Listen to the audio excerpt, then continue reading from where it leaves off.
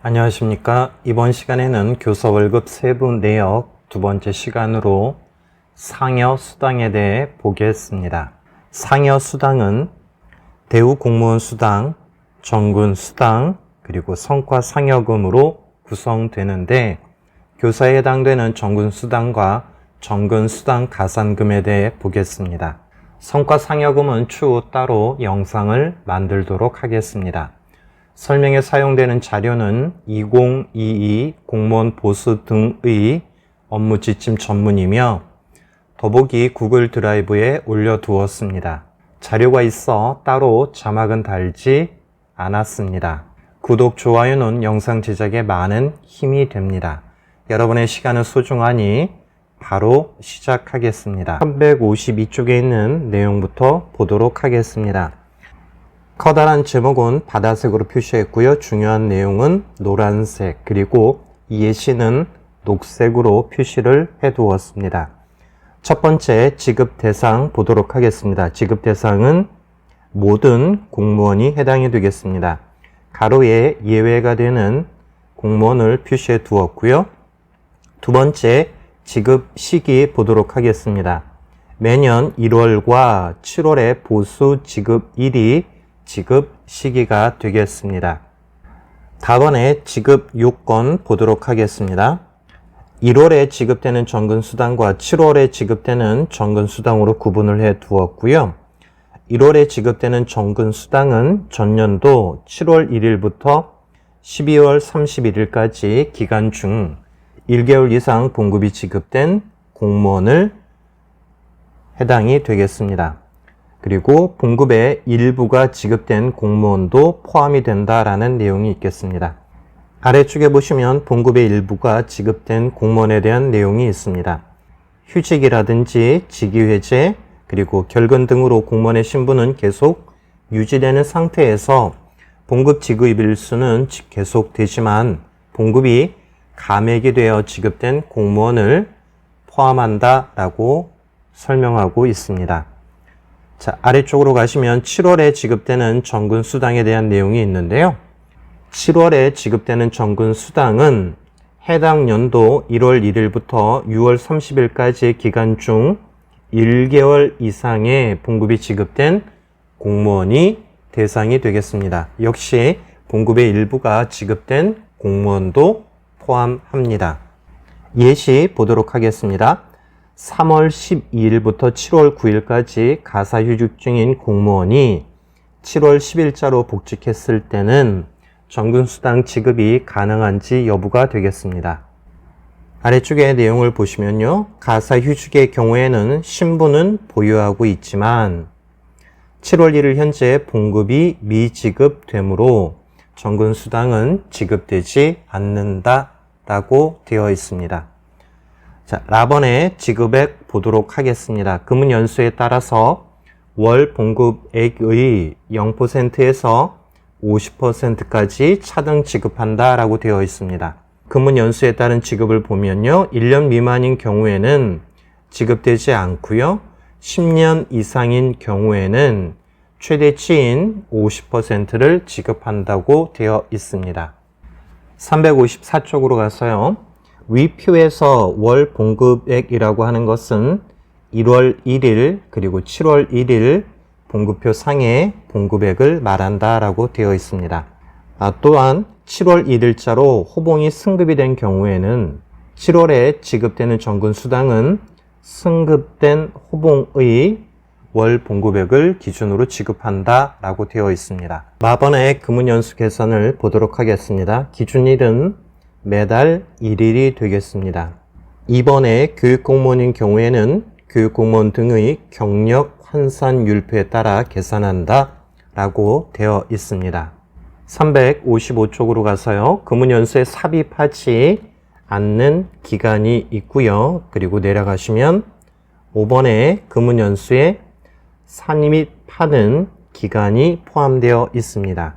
군 복무 기간은 금은연수에 포함이 된다라고 보시면 되겠습니다. 358쪽 밥원의 지급 방법 보도록 하겠습니다. 갑원, 징계 처분을 받은 공무원에게는 정근수당을 지급하지 아니한다. 신규 임용된 공무원과 직위해제 또는 휴직 처분을 받은 공무원의 경우에는 아래쪽에 보시는 것처럼 실제 근무한 기간을 계산하여 지급하는 것으로 되어 있습니다. 359쪽으로 가보도록 하겠습니다. 처분 기간에 따른 감액 방법이 있는데요. 첫 번째, 징계 처분인 경우에는 정근 수당을 지급하지 아니한다 라고 되어 있습니다. 답안에 신규 채용을 보시면요. 신규 채용의 경우에는 공무원으로 실제 근무한 기간에 대하여만 지급한다. 다만 교육공무원법 제12조 1항 5호에 따라 특별 채용된 자의 사립학교 근무기간은 실제 근무한 기간으로 본다 라는 내용이 있습니다. 360쪽으로 가시면요. 예시가 있는데 5월 1일 신규 채용된 경우에는 7월 정근수당의 지급 방법에 대한 것이 있습니다.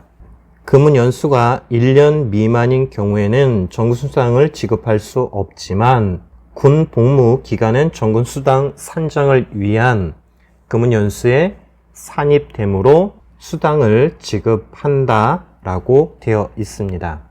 두 번째, 6월 7일 신규 채용자의 7월 정근수당 지급 방법이 되겠습니다. 지급 대상 기간 중 1개월 이상 봉급이 지급되지 아니했기 때문에 정근수당을 지급하지 않는다 라고 되어 있습니다. 또 다른 예시 보도록 하겠습니다.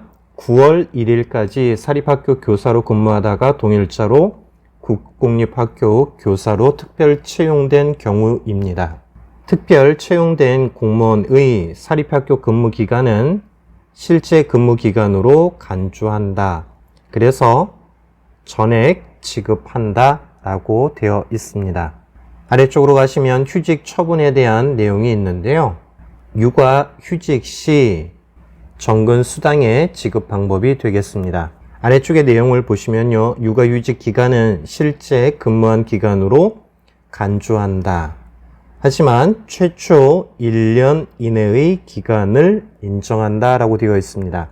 다만 셋째 이후 자녀에 대한 휴직은 3년 이내의 휴직 기간을 실제 근무한 기간으로 인정한다 라고 되어 있습니다. 361쪽으로 가서요. 질병이나 행방불명, 연수 또는 가사, 해외 동반 휴직의 경우에는 실제 근무하지 아니한 기간에 해당이 되므로 매월 6분의 1씩 감액하여 지급한다 라고 되어 있습니다. 362쪽 정근수당 가산금에 대해서 보도록 하겠습니다. 갑업 지급 대상은 공무원이 해당이 되는 것이고요. 나번의 지급액은 근무 연수에 따라 월정액을 지급하는 것으로 되어 있습니다. 아래쪽에 표가 있는데 같이 보도록 하겠습니다. 공무원과 군인으로 나뉘어져 있는데요. 공무원인 경우에는 20년 이상 근무하시게 되면 가산금 10만 원을 받게 되겠습니다. 5년 미만인 경우에는 지급되지 않고요. 5년에서 10년 미만인 경우에는 5만 원을 지급받고요. 10년에서 15년인 경우에는 6만 원을, 15년에서 20년 미만인 경우에는 8만 원을 지급하는 것으로 되어 있습니다. 오른쪽에 비고를 보시면 추가 가산금이 있는데요. 근무 연수가 20년 이상 25년 미만인 경우에는 월 1만 원을 추가로 지급하는 것이고요. 25년 이상인 경우에는 월 3만 원을 가산하여 지급하는 것으로 되어 있습니다. 답안의 근무 연수 계산은 정근수당의 근무 연수 계산 방법과 동일하다라고 되어 있습니다. 363쪽으로 가시면 감액 지급에 대한 내용이 있습니다. 이상으로 정근수당과 정근수당 가산금에 대해 보았는데요. 실제 급여 명세서를 통해 확인해 보도록 하겠습니다. 22년 7월 달에 저의 급여 명세서가 되겠습니다. 25년 근무를 하였고요. 7월 달에 정근수당이 지급이 되기 때문에 명세서를 보시면 정근수당이 표시되어 있습니다. 20년 이상 근무를 하였기 때문에 본봉의 50%인 249만 700원이 지급이 되었습니다. 그리고 정근수당 가산금은 20년 이상인 경우에는 10만 원이 지급이 되기 때문에 표시가 되어 있고요. 25년 근무를 하였기 때문에 추가 가산금이 지급이 되는데 월 3만 원이 지급되는 것으로 되어 있습니다. 이번 시간에는 교사 월급 세부 내용, 두 번째 시간 정근수당 가산금에 대하여 알아보았습니다. 더보기 구글 드라이브에 참고 자료 올려두었습니다. 오늘 내용이 도움이 되셨다면 구독, 좋아요 부탁드립니다. 감사합니다.